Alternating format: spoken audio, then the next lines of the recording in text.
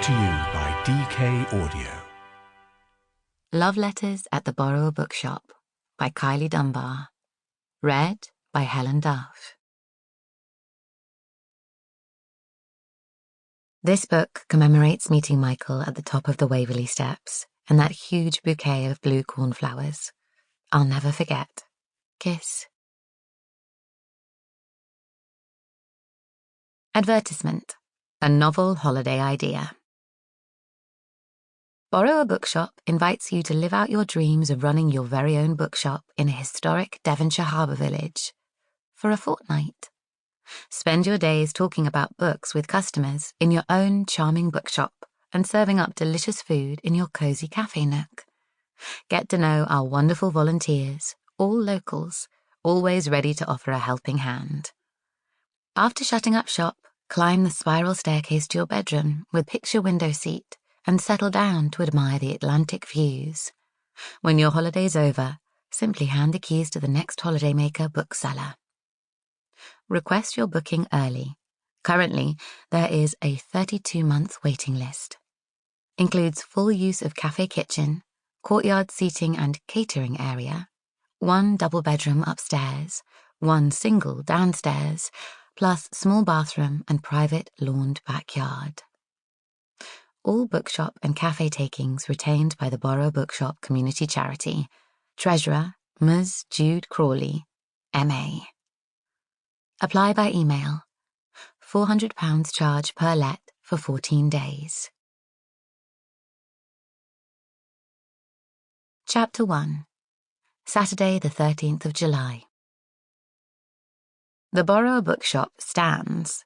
Actually, it sort of slumps in its relaxed 400-year-old seaside cottage kind of way, in a quiet cobbled square just off Clove Law's main thoroughfare, an alarmingly steep slope that the locals call down along when approaching the village from above, and up along when standing on the harbour side and contemplating the long, sweaty trudge all the way up to the visitor centre.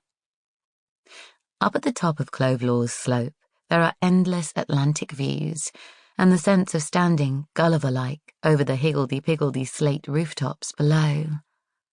Less picturesque, but unavoidable in a 3-times winner of the Most Instagrammable Village in Devon award, you'll also find extortionate fudge concessions, a massive car park, and no end of coach drivers lined up on the promontory's benches, drinking from thermoses and waiting for their holiday parties to return from paddling and pint-sipping down along. At the foot of the slope, you won't be able to miss the delicious aroma coming from the Siren's Tail pub on the harbour wall, or the tinkling music of the cliff waterfall over the beach. Its waters plunge down onto green boulders before vanishing inside narrow caverns and crevices, carried out of sight nobody knows how far under the sand. At high tide, your eyes will be delighted by the few colourful little boats bumping together on their ropes below the ancient stone harbour cob. When the waters retreat, the seabirds drop in, picking through the rock pools. On July afternoons like this one, the crests of gentle waves glint with stars, like someone's scattered sequins in the Atlantic. Austen Archer's story, however, begins neither down along or up along, but rather in the middle of the slope, where today you can't get moving for tourists regretting their slippy summer sandals, all clinging to gateposts for dear life as they pass gingerly up and down the wide, cobbled footpath that forms the village's spine, snapping precarious selfies outside the charming old cottages that line both sides, their front gardens afroth with flowers and spiked with breeze-blown palm trees.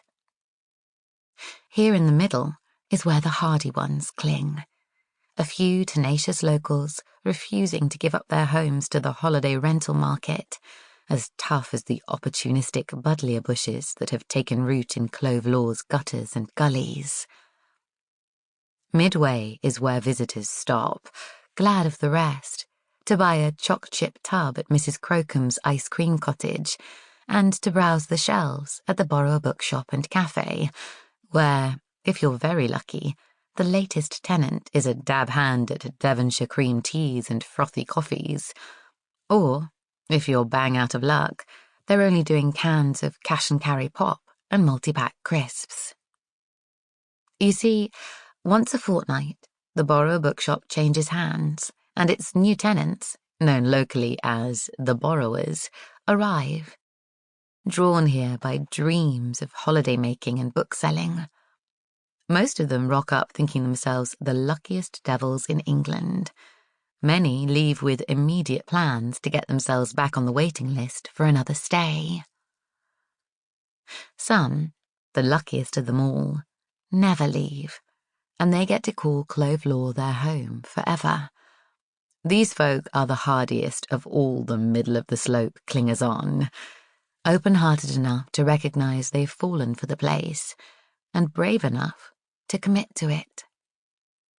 Juin, the bookshop's owner, has come to recognise the susceptible ones, the ones for whom a fortnight's holiday can never be enough, though he hasn't yet made up his mind about Austen. She's only just shouldered her brand-new hiker's rucksack, plus a bulging book tote, into the little square, not a second past her pre-arranged 5 o'clock arrival time. Juin doesn't know it, but she's been rattling around the visitor centre for ages, killing time in the souvenir shops, driven by her anxious determination to never arrive early or late for anything. Her hands had shaken so much, Juin had to key in the shop door's passcode for her, while Aldous, his elderly Bedlington Terrier, stood by his side, sniffing the air, hoping this borrower would be the type to sneak him treats. This one, Aldous noted, smelled disappointingly of coffee and something minty. Neither of those pongs was of any interest to him. The person had, however, given him a good fuss out on the cobbled courtyard and called him cute, so he had generously cocked his head to let her scratch behind his ear, too. Not a favour he granted to just anyone. "Here you are, then. She's all yours," Juin said, in his piratey way, his single pearl-drop earring tapping against his bristled jaw, as he pushed open the sky-blue door of the Borrow-A-Bookshop, allowing Austen to step carefully inside.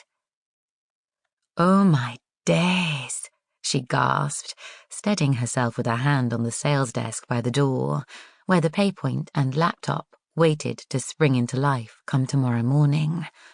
These recent additions, however, looked to be the only modern things in the building.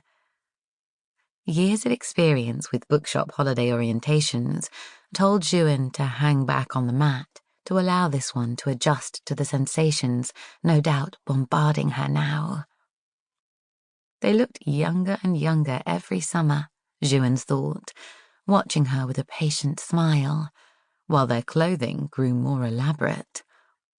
Austen, who the ledger had informed him was indeed one of their youngest bookseller guests, at only 25, seemed to be wearing some kind of citified Wellington boots in spotlessly clean, clumpy white plastic, and she looked comfy in loose black dungarees with a notebook in the pouch pocket and some sort of complicated strappy grey thing underneath with holes at the shoulders where feathery lines of delicate black ink tattoos peeped out.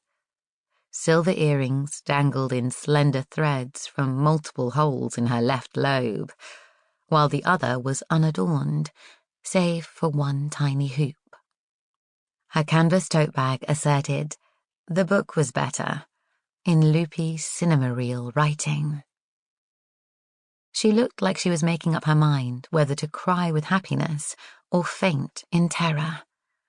Juin folded his arms and let her explore. Slipping her backpack carefully to the floor, Austen pushed the oversized clear acrylic frames of her glasses back up the freckled bridge of her nose. She allowed her eyes to voyage around the room, which smelled stuffy and papery. Sample complete. Ready to continue?